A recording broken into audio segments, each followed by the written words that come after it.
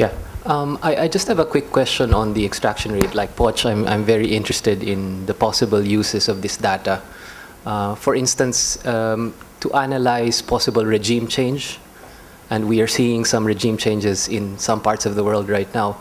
I'm wondering if there's something you've looked into, the role of the extraction rates and as a predictor possibly of regime changes. And the other thing I was interested in is the role of technology and the way we view technology today. Why is it that we are so enamored with Bill Gates, for instance, even though he is the prime example of inequality in today's world?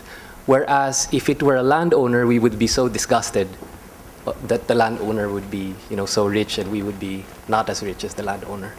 So. Well, I'm pretty disgusted at my country, frankly,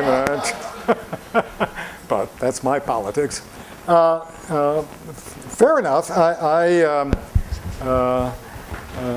This idea of looking at regime change and how it connects the political changes related to the inequality changes and how they are related to subsequent developments, institutional change that provoke growth. Certainly people have done that.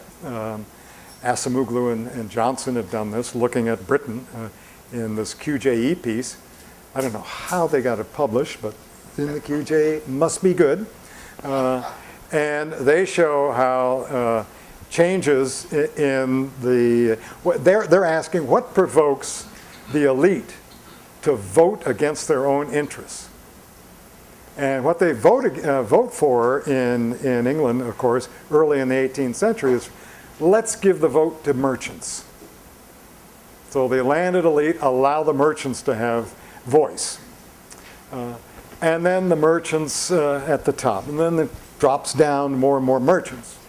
And then they say, well, what about the workers? And in the 1860s and 70s, yeah, let's let the workers have a vote. And all of these changes, you wonder, why would the elite do this? Why would they release their grip?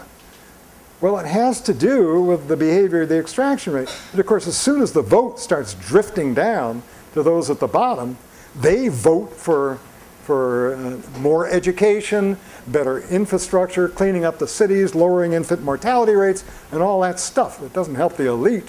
They're out there in the countryside partying. So why do the elite do this? Why do they loosen up their grip to then invite changes that reward those at the bottom by changing the way the system operates? And the answer has got to be they fear revolt. That's number one.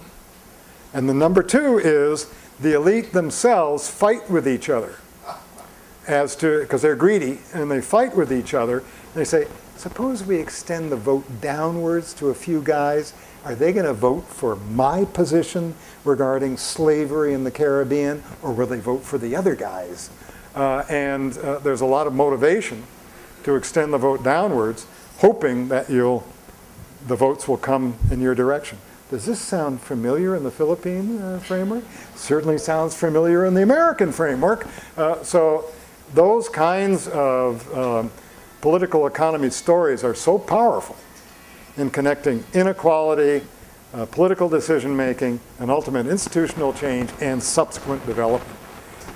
Because the tension between the elite, who just want their rents, thank you very much, and the poor, who would like some education, better health, all of these investments in human capital, which we know now are essential to modern economic growth.